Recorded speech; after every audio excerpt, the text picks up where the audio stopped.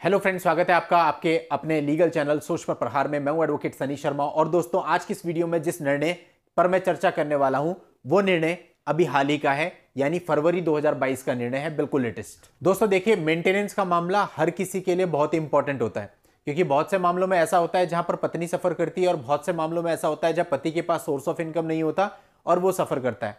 और अपने अपने पॉइंट ऑफ व्यू से कई बार हम लोग ये भी कह देते हैं कि ये पर्टिकुलर आदेश गलत हुआ है। लेकिन दोस्तों, अब इसमें एक प्रश्न बार बार उठता है, हमारे सामने भी, आप कमेंट्स में भी पढ़ेंगे, बहुत सारे ऐसे क्वेरीज होती हैं कि सर, अगर मैं काम कर रहा हूं और मेरी वाइफ भी काम कर रही है तो भी क्या हमें मेंटेनेंस देना पड़ेगा, या मेरी वाइफ अगर वेल एजुकेटेड है, क्वालिफाइड है, तो भी क्या मेंटेनेंस देना पड़ेगा। बहुत सारे प्रश्न होते हैं और तरह तरह के इस पे जजमेंट्स भी होते हैं। लेकिन दोस्तों, ये जो अभी लेटेस्ट जजमेंट आया है, इस जजमेंट को देते समय हाईकोर्ट ने माननीय सुप्रीम कोर्ट के कई सारे जजमेंट्स का हवाला लिया है।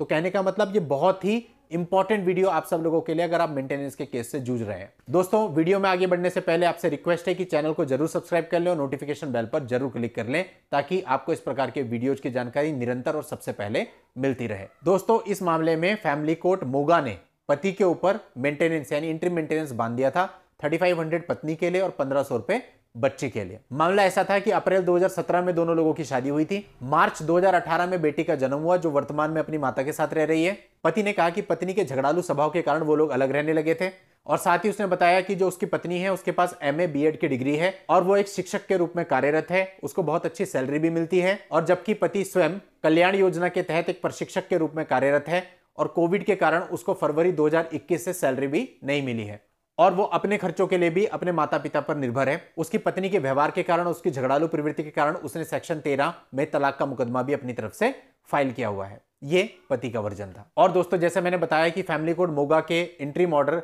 जो हुआ था उसको मेंटेनेंस का, उस ऑर्डर को चुनौती देते हुए वो पंजाब एंड हरियाणा हाईकोर्ट में आया था। अब दोस्तों, हाईकोर्ट ने इस पूरे मामले को देखा, और इस पूरे मामले को देखने के साथ साथ जो सेम मामले सुप्रीम कोर्ट के द्वारा निर्णित किए गए हैं उनको भी देखा। और हाई कोर्ट ने सारी चीजें, सारे मामले, तथ्यों को देखने के बाद यह कहा कि माननीय सुप्रीम कोर्ट ने ऐसे कई सारे निर्णय दिए हैं जिससे बहुत ही स्पष्ट रूप से यह स्थापित कानून बन गया है, भले ही पत्नी कमाती है लेकिन पति कानूनी और नैतिक रूप से उसे भरण पोषण देने के लिए बाध्य है। पत्नी को भी उसी जीवन स्तर का अधिकार है जो कि उसे अपने पति के साथ रहते हुए प्राप्त था, क्योंकि पति सक्षम है, वह उस जिम्मेदारी को निभाने से बच नहीं सकता जिसके लिए वो कानूनी रूप से बाध्य है। तो ये सारी टिप्पणियां आई, और दोस्तों, पति को यहां पर कोई भी रिलीफ नहीं दिया हाईकोर्ट ने। यानी कि सीधे सीधे शब्दों में यह कि हाईकोर्ट ने कहा कि जो पत्नी है, यदि वो पढ़ी लिखी भी है उसके बावजूद भी आपको मेंटेनेंस देना पड़ेगा, और यदि वो खुद कमाती भी है उसके बावजूद भी आपको मेंटेनेंस देना पड़ेगा, क्योंकि इससे रिलेटेड बहुत सारे मामलों पर सुप्रीम कोर्ट ये निर्णय ले चुका है ऑलरेडी कि अगर पत्नी कमाती भी हो तब भी आपको मेंटेनेंस देना पड़ेगा।